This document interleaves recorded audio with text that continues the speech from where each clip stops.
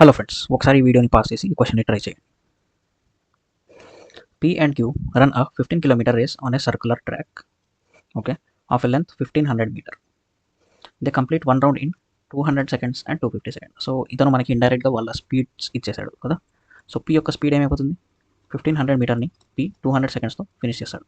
Q యొక్క speed ఏమైపోతుంది, అదే 1500 మీటర్ని Q 250 సెకండ్స్తో ఫినిష్ చేస్తాడు. Okay, after how much time from the start will the faster person meets the slower person last time అన్నాడు. Okay, so ముందు వీళ్ళ యొక్క స్పీడ్ని కనుక్కుందాం.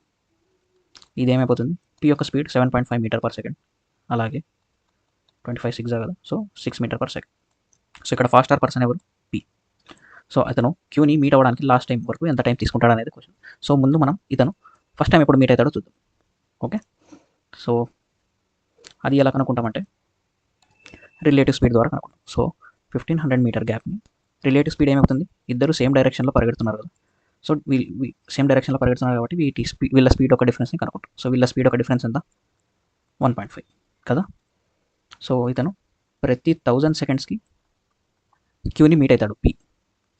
అలాగే మనం లాస్ట్ టైం కనుక్కోవాలి కాబట్టి మనం ఒకసారి టోటల్ రేస్ని P ఎన్ని సెకండ్స్కి కంప్లీట్ చేస్తాడో చూద్దాం. సో 15 కిలోమీటర్ కదా, సో 15,000 మీటర్స్ అయిపోతుంది. 1 కిలోమీటర్ ఈక్వల్ టు 1000. అండ్ అతని స్పీడ్ ఎంత, 7.5 కదా.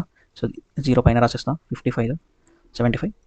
సో అతను రేస్ 2000 సెకండ్స్లో కంప్లీట్ చేసేస్తాడు.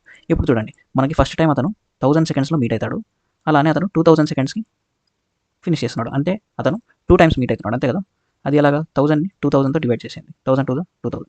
సో ఇక్కడ వచ్చింది ఈ క్వశ్చన్ ఫైల్, ఇది ఎన్ని టైమ్స్ మీట్ అయ్యాడు అనేది. సో అతను 2 టైమ్స్ మీట్ అయ్యాడు. ఎన్ని టైమ్స్ మీట్ అయ్యాడు అంటే ఇలా చేయాలి, కానీ అతను లాస్ట్ టైం 2000 సెకండ్లో మీట్ అయ్యాడు. When how much time from the starting hit. So 2000 seconds అనేది మన ఆన్సర్. సో దీన్ని మనం మినిట్స్లో కన్వర్ట్ చేయాలంటే 2000ని 60తో డివైడ్ చేసేయాలి.